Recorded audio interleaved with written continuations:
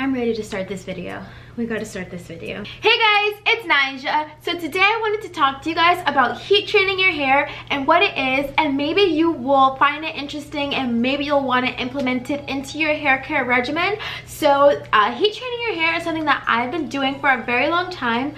I don't know if you guys have watched my previous videos, but I told you guys I was relaxed at one point in my life. When I transitioned from relaxed to natural hair, I found heat training, and this is the way that I have been able to manage my natural hair while still maintaining the hairstyle that I love. Okay, so I would say heat training is for you if you want natural hair but you don't necessarily care for the texture.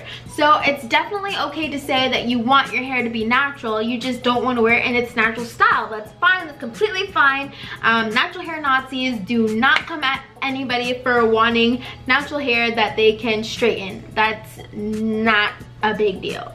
So you guys may be wondering, what even is heat training? I have no clue what that is.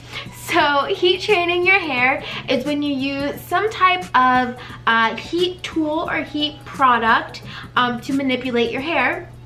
So this could be a flat iron, this could be a blow dryer, this could be hot rollers, it can be a hot comb, literally any type of heat that you would use in your hair to manipulate your hair.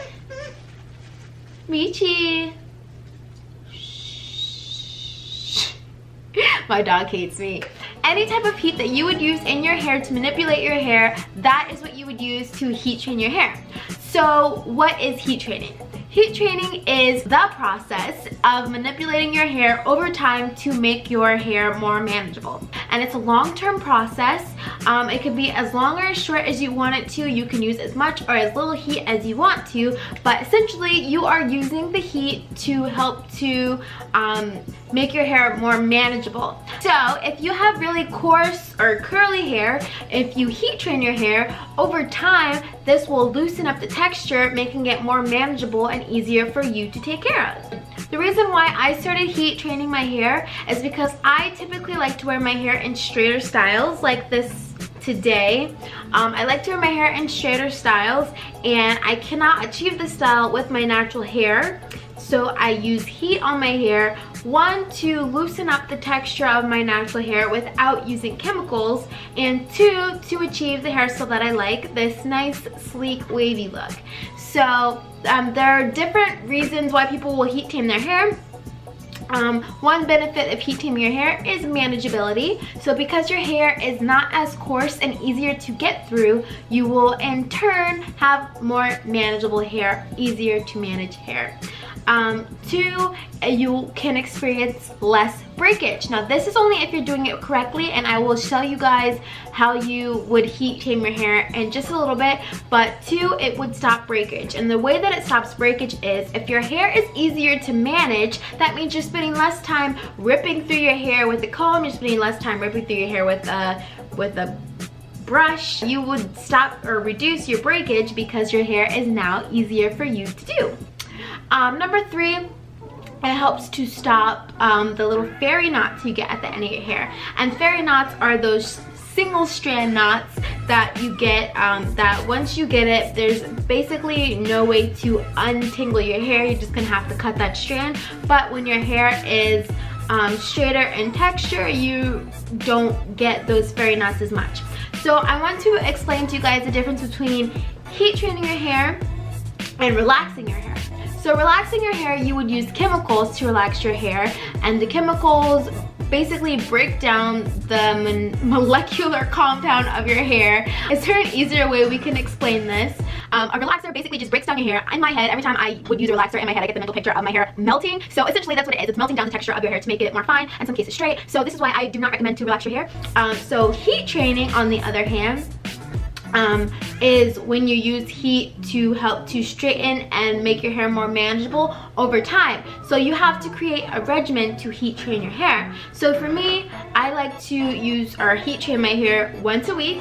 So I flat iron my hair once a week, or I will blow dry my hair once a week. This is completely depending on your hair type. So if you have finer hair and you know that flat ironing your hair once a week will completely destroy your hair, then you can't do it this way. So heat training, you have to actually listen to what your hair needs.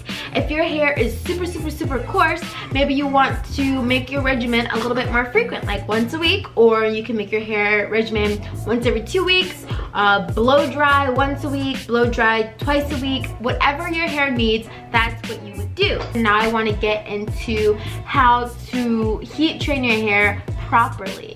The number one reason why a lot of people are unsuccessful heat training their hair is because their hair is dry. There's no moisture. So your hair absolutely needs to retain that moisture so that the heat is not damaging to your hair. So the difference between heat training and heat damage, heat training is controlled damage. So yes, whatever you do to your hair that it's not its natural state is obviously going to damage it. So obviously adding heat to your hair is potentially damaging.